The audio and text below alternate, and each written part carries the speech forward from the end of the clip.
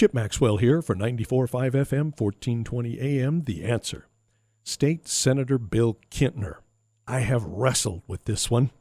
When I first heard the news that Senator Kintner had used a state computer to engage in online sex with a woman not his wife, I was furious.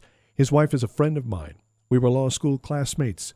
She's been a stalwart public servant in the governor's policy research office for 16 years, and she's a nice person. She did not deserve that kind of public humiliation.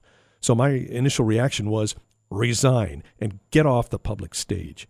Governor Ricketts called on Kintner to resign when the news broke. Speaker of the legislature, Galen Hadley, later joined the governor in calling for Kintner to resign and then try to petition his way onto the November 8 ballot and give voters a chance to re-elect him if they still want him in office.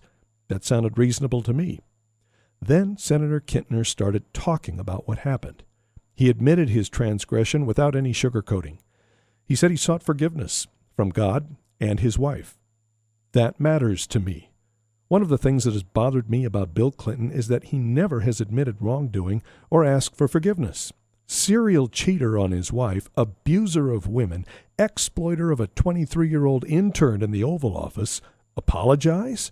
He denied everything. He was impeached by the House of Representatives and disbarred, kicked out of the legal profession by a judge in his home state for lying under oath about his transgressions. Clinton should have been booted off the stage of public life as a liar and a brute to women.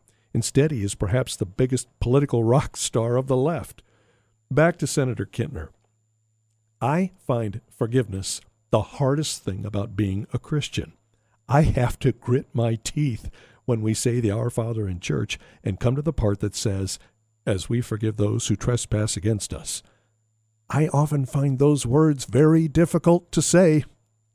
Kintner said his wife forgave him, and their marriage has never been stronger. That gave me pause. If his wife has forgiven him, and I am supposed to be a Christian, do I need to reevaluate this? Then came a column by Matthew Hansen in the Omaha World-Herald. Hansen asked an ethics professor at Creighton University to compare Kintner's misdeed with the drunken driving offense committed by a Nebraska assistant football coach who was allowed to keep his job. The Creighton professor said driving drunk is worse because you are directly threatening other lives as well as your own by careening around impaired in a giant hunk of metal.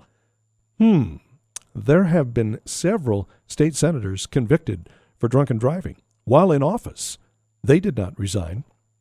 Come to think of it, it would take many pages and thousands of words to document all the times and ways State Senator Ernie Chambers has used state resources to say and do things that were not state business and at least arguably tarnished the honor of the legislature. I'm starting to warm up to the argument that Kintner has paid the penalty set out in state regulations, and that should be the end of it. How do you see it? Let me know. Saturday morning at 6 on Check with Chip. That's Check with Chip, Saturday morning at 6 on 94.5 FM, 1420 AM, The Answer.